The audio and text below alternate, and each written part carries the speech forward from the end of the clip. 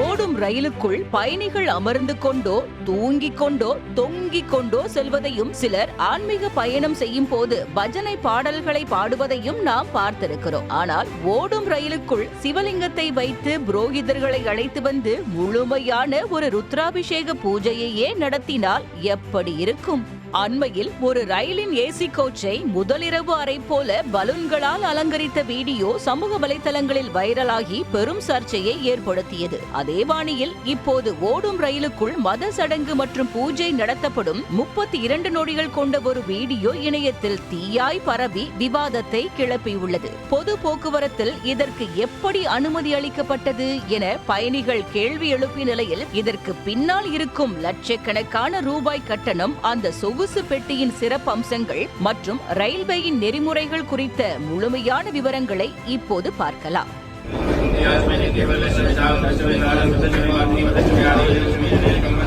சமூக வலைத்தளமான எக்ஸ் தளத்தில் வெளியான ஒரு வைரல் வீடியோவில் நகரும் ரயிலின் தரைப்பகுதியில் பாரம்பரிய உடையில் அமர்ந்திருக்கும் பூசாரிகள் சிவலிங்கத்திற்கு பால் மற்றும் இதர பொருட்களால் அபிஷேகம் செய்து மந்திரங்கள் முழங்க ருத்ராபிஷேக பூஜையை நடத்துவது போன்ற காட்சிகள் இடம்பெற்றுள்ளன. இந்த வீடியோ மக்கள் மத்தியில் பாதுகாப்பு மற்றும் விதிகள் குறித்த பெரும் விவாதத்தை ஏற்படுத்தியதை தொடர்ந்து வடக்கு ரயில்வே தனது அதிகாரப்பூர்வ எக்ஸ் பக்கம் வழியாக விரிவான புள்ளி விவரங்களுடன் ஒரு விளக்க அறிக்கையை வெளியிட்டுள்ளது.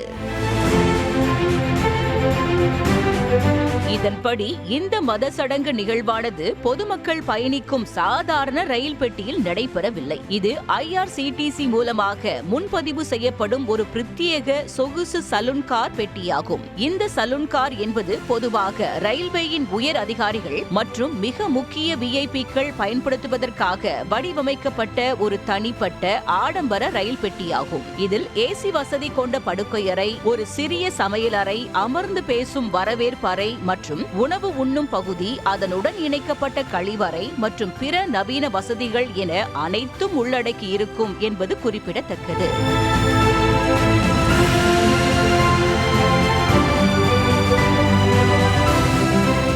ஜூலை 8ஆம் தேதி அன்று ஒரு குறிப்பிட்ட தனியார் குழுவினர் தங்களது வணிக பயன்பாட்டிற்காக இந்த அதிநவீன சொகுசு சலூன் கார் பெட்டியை முறைப்படி முன்பதிவு செய்துள்ளனர். இந்த ஒரு வழி பயணத்தின் வணிக ரீதியிலான முன்பதிவிற்காக அந்த தனியார் தரப்பினர் மொத்தம் 3,08,580 ரூபாய் முன்பணமாக ரயில்வேயிடம் செலுத்தியுள்ளனர். இந்த சொகுசு சலூன் காரானது கடந்த ஜூலை 10ஆம் தேதி அன்று புதுடெல்லியிலிருந்து மும்பை சென்ட்ரல் நோக்கி புறப்பட்ட ரயில் எண் 1296 பஸ்சிம் எக்ஸ்பிரஸ் ரயிலில் இணைக்கப்பட்டு தங்களது பயணத்தை மேற்கொண்டுள்ளனர்.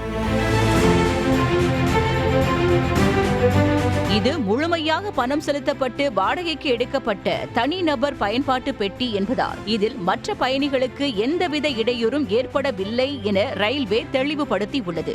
மேலும் இந்த பூஜையின் போது யாருக்கும் எந்தவித காயமும் ஏற்படவில்லை என்றும், ரயிலின் நேர மேலாண்மை, பயணிகளின் சௌகரியம் மற்றும் பாதுகாப்பு ஆகியவற்றில் ரயில்வே நிர்வாகம் எந்தவித சமரசமும் செய்து கொள்ளவில்லை என்றும் வடக்கு ரயில்வே தனது அறிக்கையில் திட்டவட்டமாக தெரிவித்துள்ளது.